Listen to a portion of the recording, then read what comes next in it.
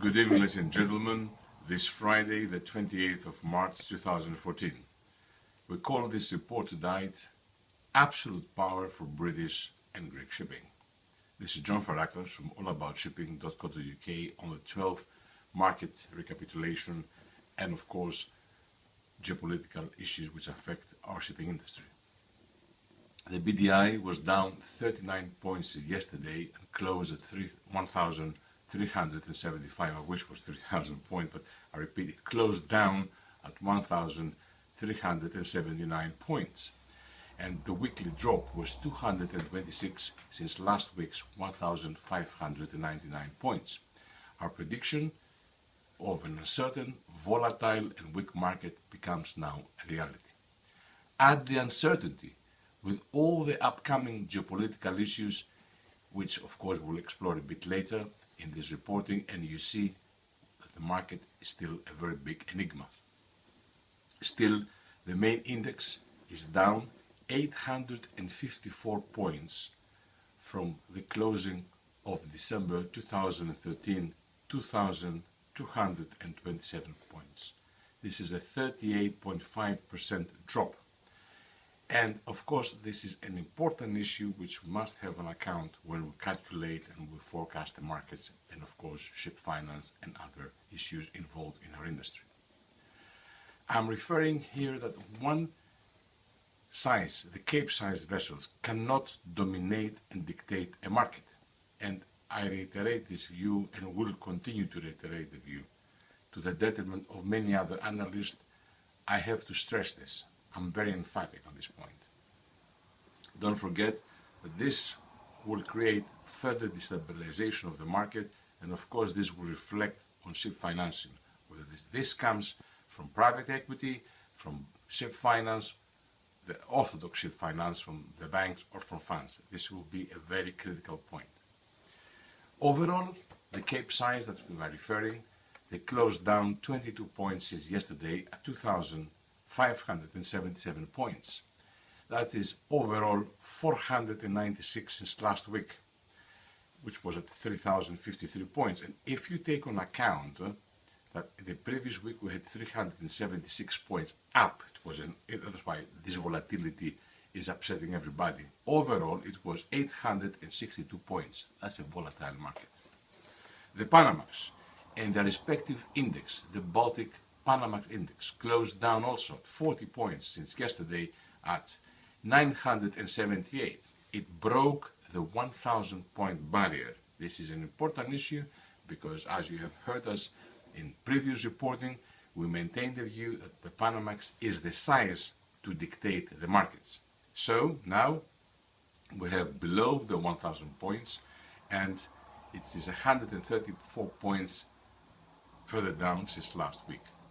Let's not forget that we have also opened the issue of the Panama Canal, and we like to declare that we are not comfortable yet, despite the deal that has been signed. We would like to see this saga ending. We'd like to see the new, wider Panama Canal in full operation for the benefit of all.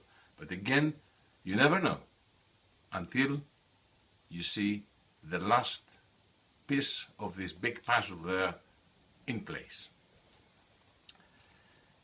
I believe that it will be manna for heaven for all of us to see the canal working.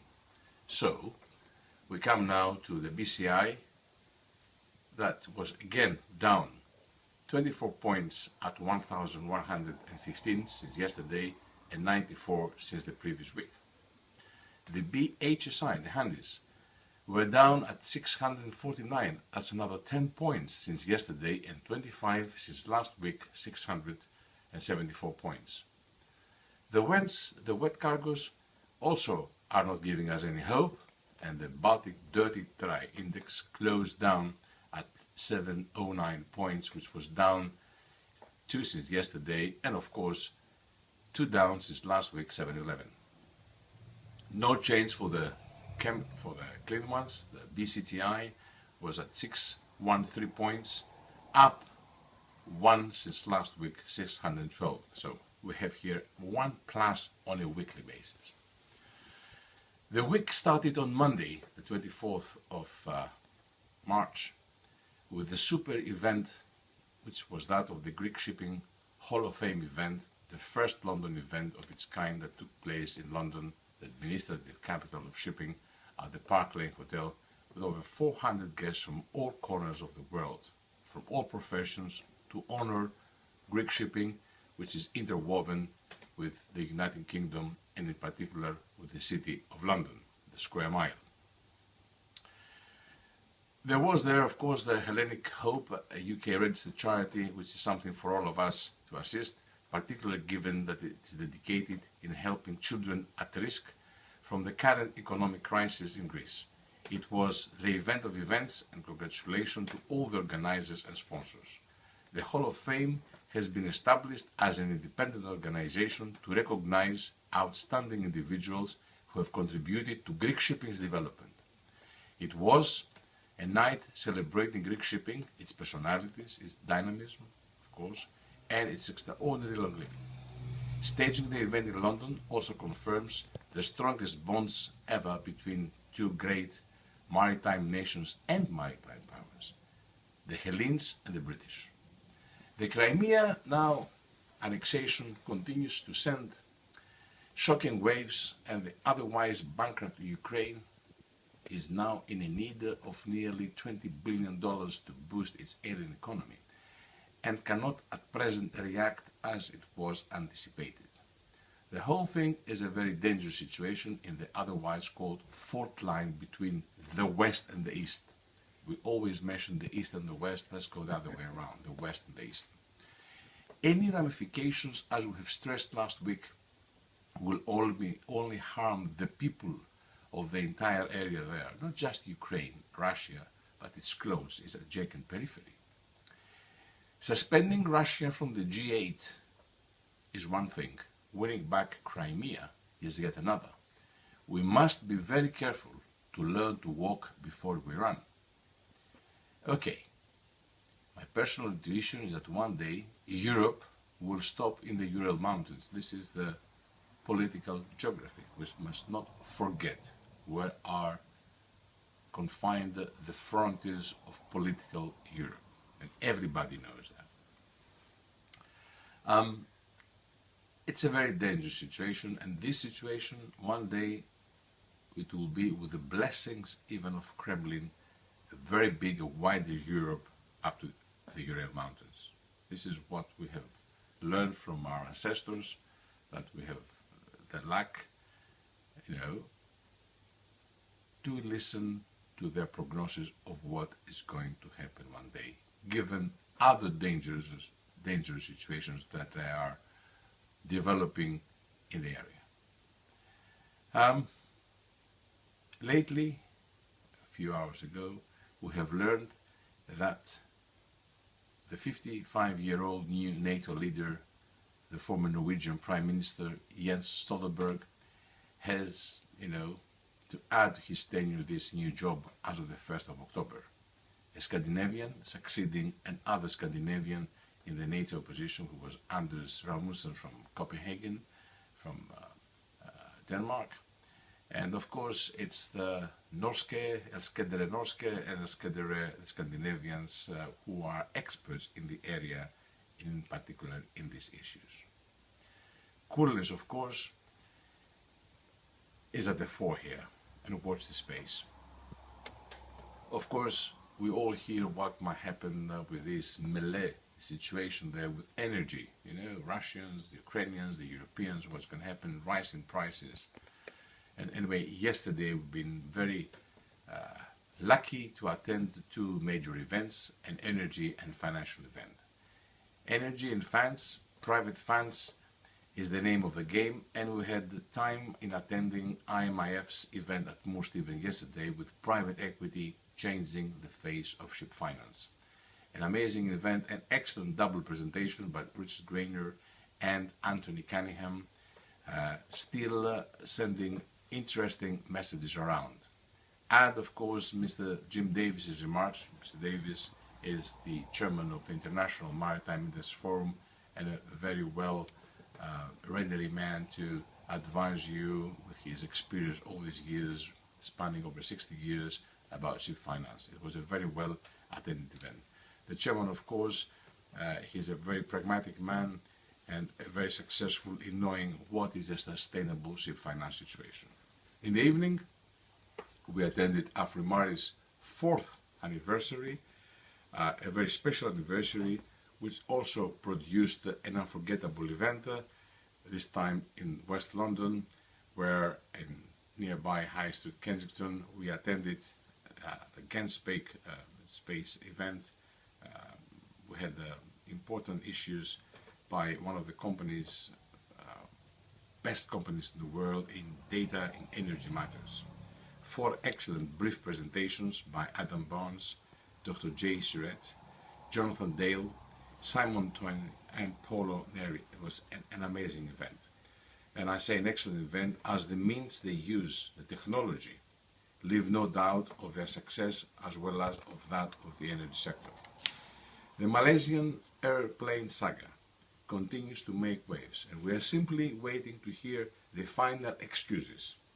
And I'm saying this as those of us attending the event last night at Afrimari, where we explained how these data are collected and how the energy stuff is monitored, we know very well that they knew and were at any material time that airplane in this fatal flight was.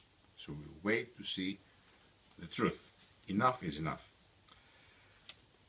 2 days ago, the London Shipping Law Centre tackled once again one of the most important issues of this century and this millennium that began, which was piracy. At the 32nd floor of Reed Smith's Tower in the city of Liverpool Street, in a full auditorium with the room bursting to its seams, this is precisely what has happened. We have an important issue, the piracy update. It was chaired by the Honourable Justice, Mr. Justice Eder.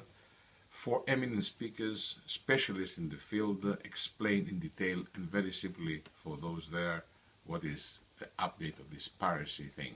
It was Richard Seabury, William Howard was our host from Reed Smith, and of course Peter Cook, the Chief Executive Officer of SAMI. Don't forget, Intermodal is coming up, Intermodal Asia 2014, in the beginning of next week, between the 1st and 3rd of April in Shanghai at the major World Expo Center. Singapore's Maritime Week is coming up between the 6th and the 11th of April. And of course, we have an amazing event which takes place over the weekend from the I4U in Greece. And tomorrow, yes, tomorrow Saturday, this group will explore the connections and the power of Greek women in the Greek shipping industry. And we are sure that many will attend. It's a very important event, and I'm sure of the success. We wish you a happy weekend. Be on guard.